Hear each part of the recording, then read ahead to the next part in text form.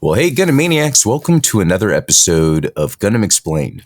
In this episode, we're going to talk about actor Brennan Elliot, the original live-action Gundam pilot from the late 90s, early 2000s, G-Saviour.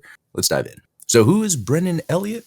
He's a Canadian actor born in Calgary in 1975, known more widely today for Hallmark dramas, medical series, including Strong Medicine, and guest roles on Criminal Minds, NCIS, Unreal, and more. But before those roles, he starred as Mark Curran, the pilot of the G-Saviour mobile suit in the first and only official live-action Gundam movie until now. So G-Saviour was released in 2000 as part of Gundam's 20th anniversary celebration, a made-for-TV movie set in UC-0223, far beyond the original Universal Century timeline. Brennan plays Mark Curran, a former Federation pilot who gets caught in a political conflict between space colonies and a corrupt Earth government. He pilots the experimental G-Saviour mobile suit to fight against tyranny and help secure food independence for space colonies. The movie blends live action with early CGI and has a cult following for its odd place in Gundam history. G-Saviour was panned by many fans for its writing and effects, but it holds a special spot as the first and only live-action Gundam adaptation, for now. It's been largely ignored by Bandai and is considered semi-canon or non-canon depending on interpretation. Brennan's performance is one of the more grounded aspects of the film, giving a North American sci-fi vibe closer to Babylon 5 than Zeta Gundam. And me personally, I didn't watch G-Saviour until recent years, and I actually really dig it. You know, I'm a big film buff in general, especially when it comes to special effects through the years. And in the late 90s, I had gotten my dose of Star Trek Next Generation, Hercules, Babylon 5 that was mentioned before. A lot of these shows that had this kind of typical TV CGI that didn't look as good as it did in movies, but was good enough and fun enough for something that you could watch at home. Those same teams that made the CGI for those 90s shows actually worked on G-Saviour, and I gotta say, I think it's passable. I think it's fine. What really works, though, for this film, this is probably something that's overlooked because people want to see a Gundam, is the acting, and that's why I wanted to bring up Brennan Elliot. Amongst all the other actors in this, I think what they nailed with the show, making it to where it's something that I can stomach and actually enjoy, is the acting is very well done. So what happened to Brennan Elliot after? He went on to have a very successful career in TV, especially in the US and Canada. He's best known for his work on Hallmark Channel movies, for example, the Crossword Mystery series, but also known for recurring roles in shows like Strong Medicine, Unreal, Cedar Cove, and the 4400. He's active on social media, especially Instagram, where he shares updates on his family and work. Recently made headlines for publicly sharing his wife Cammie's cancer diagnosis and their fight together. R.I.P. Cammie.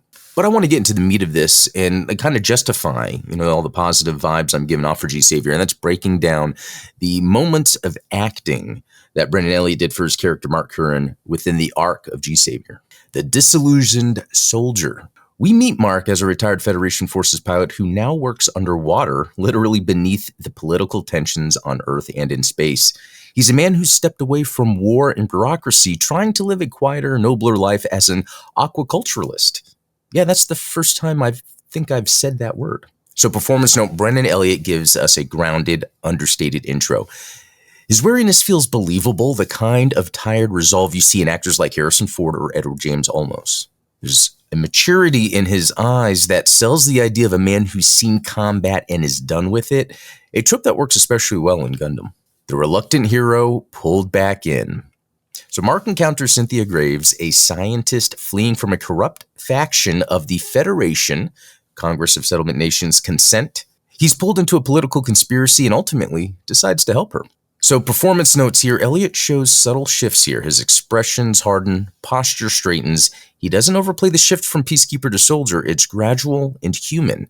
His chemistry with Cynthia, played by Anuka Okuma, which is another excellent acting part of this, adds emotional weight to his decisions.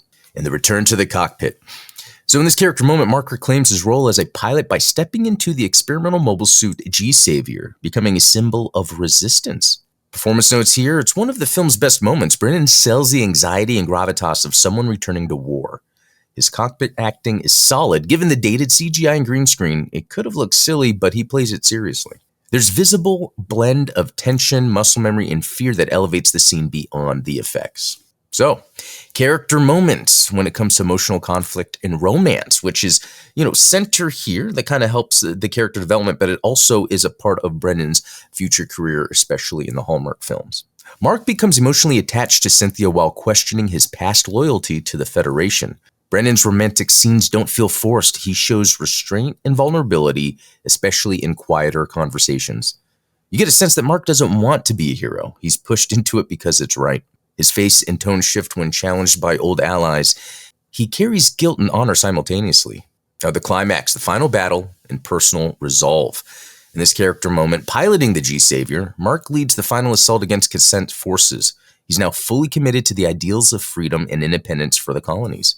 Even in the action-heavy climax, Brennan doesn't lose the thread of character. He still plays Mark as human, not a hotshot or superhero, but someone pushing past fear for something greater.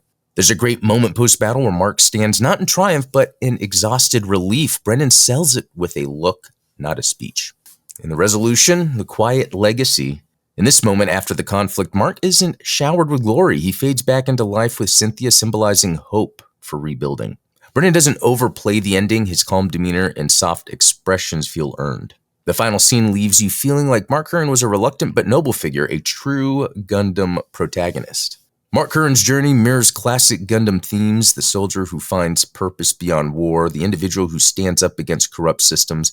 But it's Brennan Elliott's performance that sells this arc. Despite the film's flaws, Elliot brings range, restraint, and emotional realism to a genre often dismissed in Western media. In many ways, he walks so that the upcoming Gundam movie can run.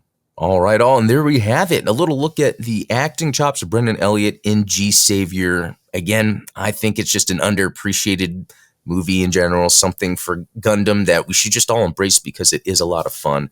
And shout out to Santo Bell, who made me the custom master grade G-Saviour and painted it when I started the channel. When we found out we both totally dug G-Saviour, he made this for me, sent it all the way from Australia, which is really awesome.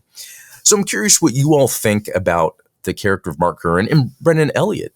I really think he should come back around now. I want to interview him on the Gundam Explained channel. So if anyone has any contacts or can network, let me know.